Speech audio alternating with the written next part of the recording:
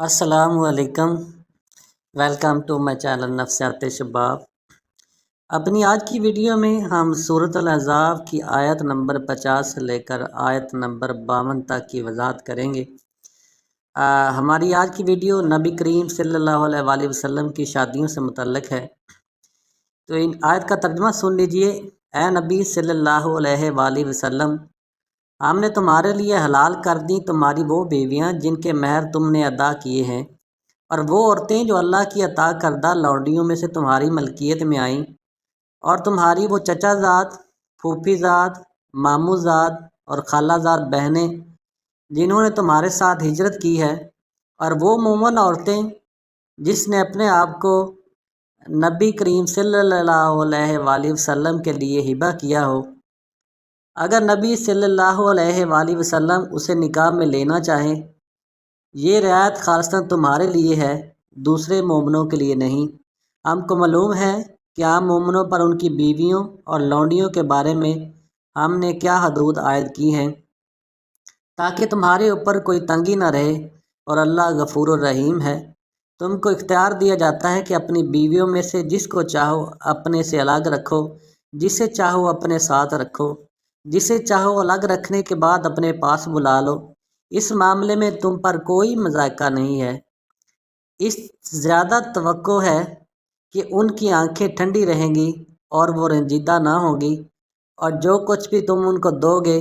वो उन सब पर राज़ी रहेंगी। अल्लाह जानता है जो कुछ तुम लोगों के दिलों में है, और वो अल्लाह अलीम व हलीम है। इसके बाद तुम्हारे लिए वो औरतें हलाल नहीं हैं, और ना उसकी इजाज़त है या उसकी जगह और बीवियाँ ले आओ, ख्वाह उनका हुस्न तुम्हें कितना ही पसंद हो। अलबत्ता लौंडियों की तुम्हें इजाज़त है। अल्लाह हर चीज़ पर निगहबान है। तो आइए इन आयात की वजाहत में सबसे पहले रिश्तेदार ख़वातीन का ज़िक्र करते हैं। आप सल्लल्लाहु अलैहि वसल्लम की रिश्तेदार ख़वातीन में से आपकी चचाजाद, मामूजाद, फूफीजाद और खालाजाद बहनों में से वो ख़वातीन जिन्होंने हिजरत में आप सल्लल्लाहु अलैहि वसल्लम का साथ दिया हो। आयत में आपके साथ हिजरत करने का जो ज़िक्र आया है, उसका मतलब है कि वो हिजरत के सफ़र में आप सल्लल्लाहु अलैहि वसल्लम के साथ रही हों। मतलब ये था कि वो भी इस्लाम की खातिर राह खुदा में हिजरत कर चुकी हों। हज़ूर अकरम सल्लल्लाहु अलैहि वसल्लम को इख्तियार दिया गया था कि इन रिश्तेदार मुहाजिर ख़वातीन में से आप सल्लल्लाहु अलैहि वसल्लम जिससे चाहें निकाह कर सकते हैं। चुनांचा इस इजाज़त के मुताबिक आप सल्लल्लाहु अलैहि वसल्लम ने सन 7 हिजरी में हज़रत उम्मे हबीबा से निकाह फरमाया। ज़मन इस आयत में ये सराहत भी है कि चचा, मामू, फूफी और खाला की बेटियां एक मुसलमान के लिए हलाल हैं। इस सिलसिले में इस्लामी शरीयत ईसाई और यहूदी दोनों मज़हब से मुख्तलिफ है। ईसाइयों के यहाँ किसी ऐसी औरत से निकाह नहीं हो सकता जिससे 7 पुश्त तक मर्द का नस्ब मिलता हो, और यहूदियों के यहाँ सगी भांजी और भतीजी से निकाह जायज़ है। इन ऊपर बयान की गई आयत की रोशनी में हम बिला मोहर निकाह करने पर राज़ी ख़वातीन के बारे में रोशनी डालेंगे। बिला मोहर निकाह करने पर राज़ी ख़वातीन वो मोमन औरत जो अपने आप को नबी करीम सल्लल्लाहु अलैहि वसल्लम के लिए हिबा करे, यानी बिला मोहर अपने आप को हज़ूर अकरम सल्लल्लाहु अलैहि वसल्लम के निकाह में देने के लिए तैयार हो, और हज़ूर सल्लल्लाहु अलैहि वसल्लम उसे कबूल करना पसंद फरमाएँ। इस इजाज़त की बिना पर आप सल्लल्लाहु अलैहि वसल्लम ने शवाल सन 7 हिजरी में हज़रत मैमूना को अपनी ज़ौजियत में लिया, लेकिन आप सल्लल्लाहु अलैहि वसल्लम ने यह पसंद ना किया कि मोहर के बगैर उनके हिबा से फ़ायदा उठाएं। इसलिए आप सल्लल्लाहु अलैहि वसल्लम ने किसी ख्वाहिश और मुतालबे के बगैर उनको मोहर अता फरमाया। बाद मुफस्सिरीन ये कहते हैं कि हज़ूर अकरम सल्लल्लाहु अलैहि वसल्लम के निकाह में कोई हिबा बीवी ना थी, मगर इसका मतलब दरअसल ये है कि आपने हिबा करने वाली बीवी को भी मोहर दिए बगैर ना रखा। हज़रत मोहम्मद सल्लल्लाहु अलैहि वसल्लम की शादियों और आम मुसलमानों की शादियों में क्या फ़र्क है? کسی دوسرے مسلمان کے لیے جائز نہیں کہ کوئی عورت اپنے آپ کو اس لیے ہبہ کرے اور وہ بلا مہر اس سے نکاح کرے۔ 4 سے زائد نکاح کرنے کی رعایت بھی صرف حضور اکرم صلی اللہ علیہ وآلہ وسلم کے لیے ہے، عام مسلمانوں کے لیے نہیں۔ اس آیت سے یہ بات بھی معلوم ہوئی کہ کچھ احکام نبی کریم صلی اللہ علیہ وآلہ وسلم کے لیے خاص ہیں جن میں امت کے دوسرے لوگ آپ کے ساتھ شریک نہیں ہیں۔ قرآن و سنت کے ایسے متعدد احکام کا پتہ چلتا ہے کہ آپ صلی اللہ علیہ وسلم کے لیے اور آپ صلی اللہ علیہ وسلم کے خاندان والوں کے لیے صدقہ زکوٰۃ لینا حرام ہے اور کسی دوسرے کے لیے وہ حرام نہیں۔ آپ صلی اللہ علیہ وآلہ وسلم کی میراث تقسیم نہ ہو سکتی تھی، باقی میراث کے لیے وہ احکام ہیں جو سورۃ النساء میں بیان ہوئے ہیں۔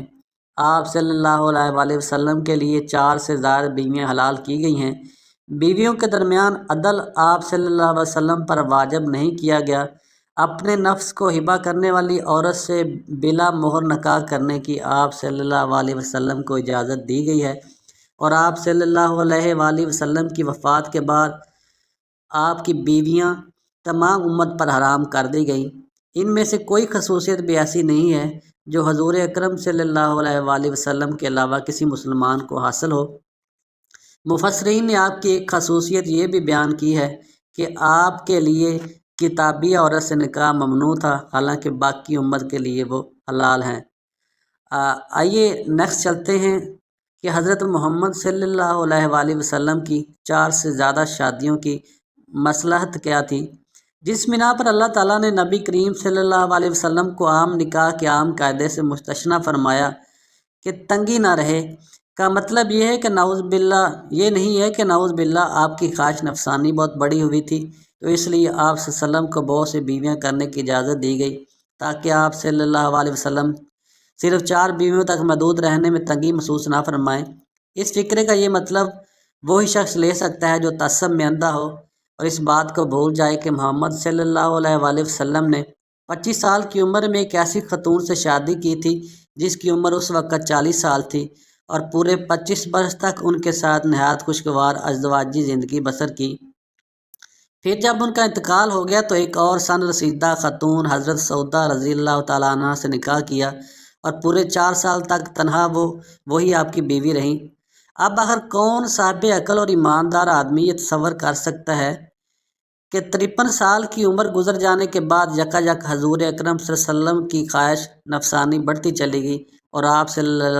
اللہ علیہ وآلہ وسلم کو زیادہ سے زیادہ بیویوں کی ضرورت پیش آنے لگی۔ دراصل تنگی نہ رہے کا مطلب سمجھنے کے لیے ضروری ہے کہ آدمی ایک طرف تو اس کار عظیم کو نگاہ میں رکھے جس کی ذمہ داری اللہ تعالیٰ نے آپ صلی اللہ علیہ وآلہ وسلم کے اوپر ڈالی تھی، اور دوسری طرف ان خیالات کو سمجھے جن میں یہ کار عظیم انجام دینے کے لیے آپ صلی اللہ علیہ وآلہ وسلم کو مأمور کیا گیا تھا۔ تعصب سے ذہن کو پاک کر کے جو شخص بھی ان دونوں حقیقتوں کو سمجھ لے گا وہ بخوبی جان لے گا کہ بیویوں کے معاملے میں آپ صلی اللہ علیہ وآلہ وسلم کو کھلی اجازت دینا کیوں ضروری تھا، اور 4 کی قید میں آپ صلی اللہ علیہ وآلہ وسلم کے لیے کیا تنگی تھی۔ حضور اکرم صلی اللہ علیہ وسلم کے سپرد جو کام کیا گیا تھا وہ یہ تھا کہ آپ صلی اللہ علیہ وسلم ایک ان پڑھ قوم کو جو اسلامی نقطہ نظر سے بھی ناتراشیدہ تھی، ہر شعبہ زندگی میں تعلیم و تربیت دے کر ایک اعلیٰ درجے کی مہذب اور شائستہ اور پاکیزہ قوم بنائیں۔ اس غرض کے لیے صرف مردوں کو تربیت دینا کافی نہ تھی بلکہ عورتوں کی تربیت بھی اتنی ہی ضروری تھی، مگر جو اصول تہذیب و تمدن سکھانے کے لیے آپ مأمور کیے گئے تھے ان کی روح سے مردوں اور عورتوں کا آزادانہ اخلاق ممنوع تھا، اور اس قاعدے کو توڑے بغیر آپ کے لیے عورتوں کو براہ راست تربیت دینا ممکن نہ تھا۔ تو اس بنا پر عورتوں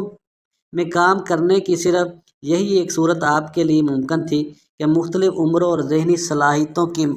مختلف خواتین سے آپ صلی اللہ علیہ وسلم نکاح کریں اور ان جوان اور بوڑھی ہر قسم کی عورتوں سے دین سکھانے اور اخلاق کے نئے اصول سمجھانے کا کام لیں۔ اس کے علاوہ نبی کریم صلی اللہ علیہ وسلم کے سپرد یہ خدمت بھی کی گئی تھی کہ پرانے جاہلی نظامی زندگی کو عملاً ختم کر دیں۔ اس خدمت کی انجام دہی میں جاہلی نظام کے علمبرداروں سے جنگ ناگزیر تھی، اور یہ کشمکش ایک ایسے ملک میں پیش آ رہی تھی جہاں قبائلی طرز زندگی اپنی مخصوص روایات کے ساتھ رائج تھا۔ ان حالات میں دوسری تدابیر کے ساتھ آپ کے لیے یہ بھی ضروری تھا کہ آپ مختلف خاندانوں میں نکاح کر کے بہت سی دوستیوں کو پختہ اور بہت سی عداوتوں کو ختم کر دیں۔ چنانچہ جن خواتین سے آپ صلی اللہ علیہ وآلہ وسلم نے شادیاں کی، ان کے ذاتی اوصاف کے علاوہ ان کے انتخاب میں یہ مصلحت بھی کم و بیش شامل تھی۔ حضرت عائشہ رضی اللہ تعالیٰ عنہا اور حضرت حفصہ رضی اللہ تعالیٰ عنہا کے ساتھ نکاح کر کے آپ نے حضرت ابو بکر اور حضرت عمر کے ساتھ اپنے تعلقات کو مزید گہرا اور مستحکم کر لیا۔ حضرت سلمہ اس خاندان کی بیٹی تھی جس سے ابو جہل اور خالد بن ولید کا تعلق تھا۔ حضرت حبیبہ رضی اللہ تعالیٰ عنہا ابو سفیان کی بیٹی تھی۔ ان شادیوں نے بہت حد تک ان خاندانوں کی دشمنی کا زور توڑ دیا، بلکہ حبیبہ کے ساتھ حضور اکرم صلی اللہ علیہ وآلہ وسلم کے نکاح ہونے کے بعد ابو سفیان پھر کبھی حضور اکرم صلی اللہ علیہ وسلم کے مقابلے پر نہیں آیا۔ حضرت صفیہ، حضرت جویریہ اور ریحانہ یہودی خاندان میں سے تھی۔ انہیں آزاد کر کے جب حضور اکرم صلی اللہ علیہ وسلم نے ان سے نکاح کیے تو آپ کے خلاف یہودیوں کی سرگرمیاں ٹھنڈی پڑ گئیں، کیونکہ اس زمانے کی عربی روایت کے مطابق جس شخص سے کسی قبیلے کی بیٹی بیاہی جاتی تھی وہ صرف لڑکی کے خاندان کا ہی نہیں بلکہ پورے قبیلے کا داماد سمجھا جاتا تھا، اور داماد سے لڑنا بڑے ہی عار کی بات تھی۔ تو معاشرے کی عملی اصلاح اور اس کی جاہلانہ رسوم کو توڑنا بھی آپ صلی اللہ علیہ وآلہ وسلم کے فرائض منصبی میں شامل تھا۔ چنانچہ ایک نکاح آپ صلی اللہ علیہ وسلم کو اس مقصد کے لیے بھی کرنا پڑا، جیسا کہ اسی صورت احزاب میں مفصل بیان ہو چکا ہے۔ یہ مصلحتیں اس بات کی متقاضی تھی کہ نبی کریم صلی اللہ علیہ وسلم کے لیے نکاح کے معاملے میں کوئی تنگی باقی نہ رکھی جائے، تاکہ جو کار عظیم آپ کے سپرد کیا گیا تھا اس کی ضروریات کے لحاظ سے آپ جتنے نکاح چاہیں کر لیں۔ اس بیان سے ان لوگوں کے خیال کی غلطی بھی واضح ہو جاتی ہے جو سمجھتے ہیں کہ تعداد ازواج صرف چند خاصی شخصی ضرورتوں کی خاطر ہی جائز ہے، اس کے ماسوا کوئی غرض ایسی نہیں ہو سکتی۔ ظاہر بات ہے کہ نبی کریم صلی اللہ علیہ وسلم نے جو ایک سے زیادہ نکاح کیے ان کی وجہ سے یہ نہ تھی کہ بیوی بیمار تھی یا بانجھ تھی یا اولاد نرینہ نہ تھی یا کچھ یتیموں کی پرورش کا مسئلہ درپیش تھا۔ ان محدود شخصی ضروریات کے بغیر آپ نے تمام نکاح یا تو تبلیغ و تعلیمی ضروریات کے لیے کیے یا اصلاح معاشرہ کے لیے یا سیاسی و اجتماعی مقاصد کے لیے۔ سوال یہ ہے کہ جب اللہ تعالیٰ نے خود تعداد ازواج کو ان چند مخصوص اغراض تک جن کا آج نام لیا جا رہا ہے محدود نہیں رکھا اور اللہ کے سوا ان کے سوا بہت سے دوسرے مقاصد کے لیے متعدد نکاح کیے تو کوئی دوسرا کیا حق رکھتا ہے قانون میں اپنی طرف سے چند قیود و تجویز کرے اور اوپر سے یہ دعویٰ کرے کہ یہ حد بندیاں وہ شریعت کے مطابق کر رہا ہے؟ دراصل ان ساری حد بندیوں کی جڑ یہ مغربی تخیل ہے کہ تعداد ازواج از خود ایک برائی ہے۔ اس تخیل کی بنا پر یہ نظریہ پیدا ہوا کہ یہ فعل حرام ہے، اگر کبھی حلال بھی ہو سکتا ہے تو صرف شدید ناگزیر ضروریات کے لیے ہو سکتا ہے۔ اب اس درآمد شدہ تخیل پر اسلام کا جعلی ٹھپا لگانے کی چاہیے کتنی ہی کوشش کی جائے، قرآن و سنت اور پوری امت مسلمہ سے اس سے قطعی ناآشنا ہے۔ آپ صلی اللہ علیہ وسلم نے بیویوں سے ہمیشہ عدل فرمایا۔ نہایت قوی روایات نے اس بات کا ثبوت پیش کیا ہے کہ اختیار کے بعد آپ صلی اللہ علیہ وسلم نے تمام ازواج کے ہاں باری باری جاتے تھے اور سب سے یکساں برتاؤ کرتے تھے۔ بخاری، مسلم، نسائی اور ابو داؤد وغیرہ حضرت عائشہ کا قول نقل کرتے ہیں۔